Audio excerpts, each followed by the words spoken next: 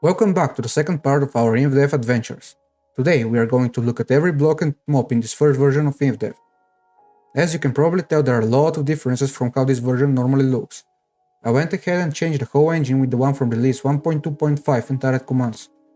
This will save me a ton of headaches when going throughout all the versions down the line. For an example, in order to make a video about all the limits and mechanics of Minecraft Alpha, I just have to add only the things that are different, like world generation and some mechanics, instead of fixing a ton of issues and adding flying and teleportation to every single version. Another bonus is the Anvil file format. You can load worlds created here in every Minecraft version. Here's how this classic world generation with the obsidian walls looks like in release 1.20.4, the latest version as of recording.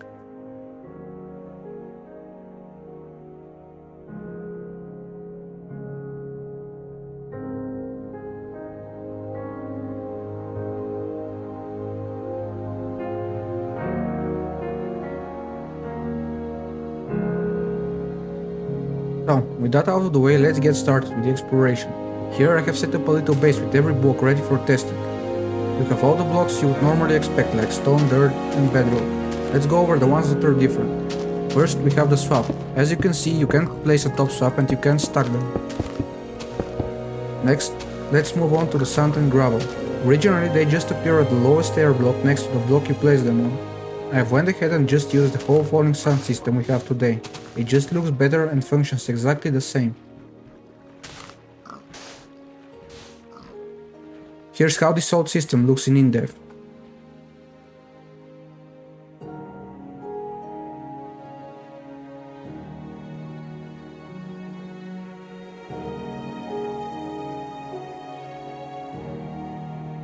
Next, let's move on to the sponge block. In Indev, these versions of blocks are based on, this block absorbs water, a functionality we don't see again until release 1.8. Before this version, this block does nothing. Let's see it in action.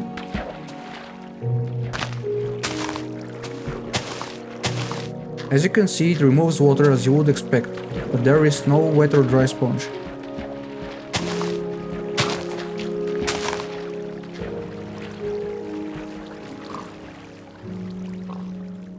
Next, we have TNT. I have set up a little testing place, it behaves exactly like Indev. You ignite it using punching instead of fire.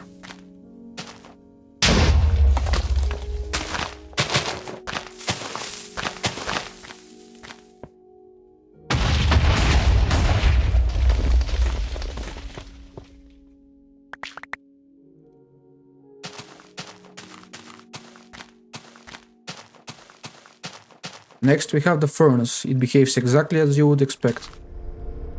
The chests are completely broken in the original release as they are missing critical code. I went ahead and fixed them and they behave exactly the same as you would expect. The only difference is that the original version uses a block for a red ring instead of a model. Here's how it looks in Indev. It doesn't change the functionality of the block and the model chest just looks better. Next we have the wool blocks. They have different brighter colors, but that's the only difference. And here we have the famous gear block. I went ahead and fixed it.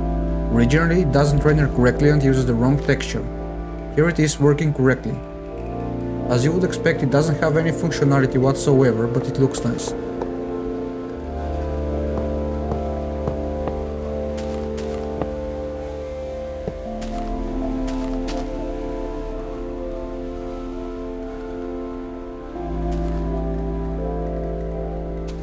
In addition to these blocks we have water and lava. Originally it doesn't tick, so it stays in one place.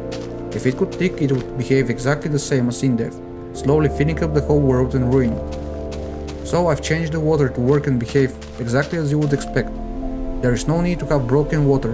One waterfall somewhere is enough to break the whole world. Here's an example of what happens in Indev.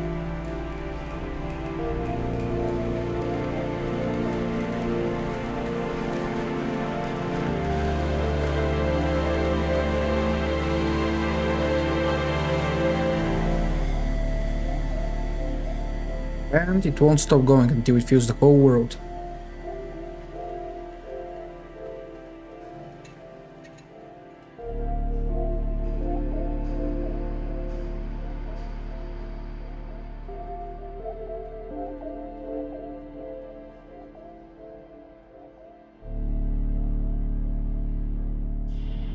And here we have chests with all the items in the game.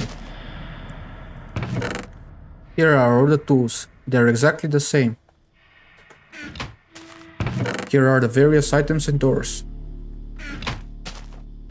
And finally, here are the different types of armor. The only difference is there are no cows and leathers in this version, so you can craft the leather armor using wool.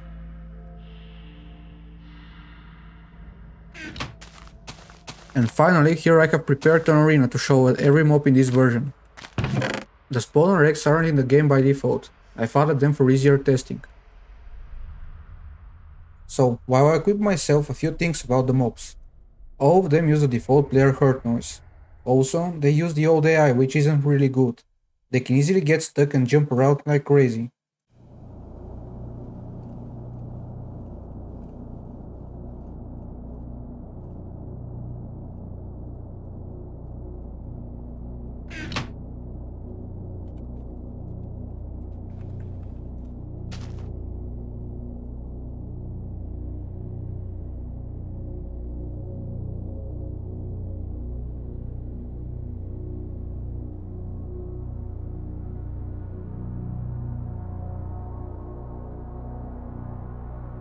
Let's get started.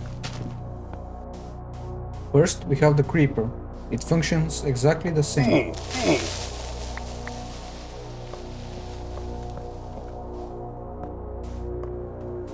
Next, the skeleton. They behave exactly like you would expect, and also burn during the day. But with the old AI, they don't seek water or cover below blocks, they just stand there and burn. Another thing different about them is the bow. As you can see, it functions more like a gun rather than a bow.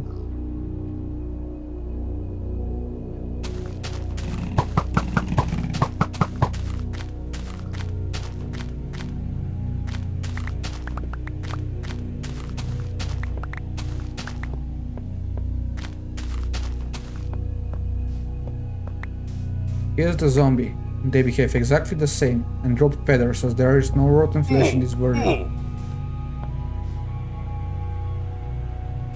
And here's the spider, exactly the same as the modern spider, just a little different texture. And now for the star of the show, the giant zombie. Contrary to what is believed, they do have an AI like every single mob. They chase and attack you. The problem is that in the original Indev their attack range is pretty short, and you have to get in sight of them to get hit. I went ahead and fixed the range of their attacks, so that they can now one-shot you pretty easily. They also don't burn in the sun and have trouble moving around the world, probably the reason the giant got cooked.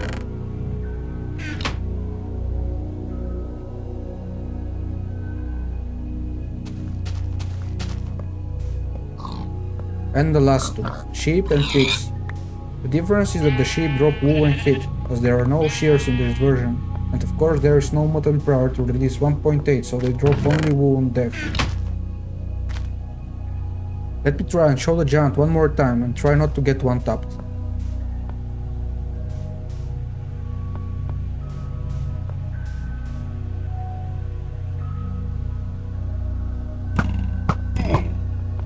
As you can see, they chase you and behave exactly like a zombie, just with high HP and damage.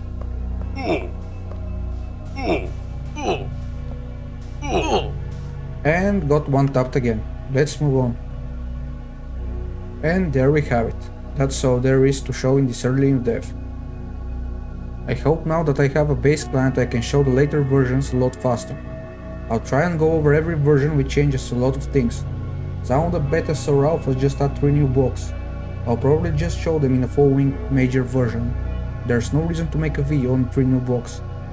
When I'm done with all the versions, I hope I can release this to the public. Not sure how things stand with mods like these.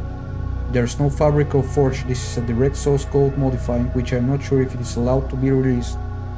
My goal is to have one client and choose different world settings and be able to experience these things without having to go through 40 different releases that are all broken in a different way. Thanks for watching, and if you enjoyed this video, feel free to leave a like and subscribe for more content like this. Hope I see you again next time.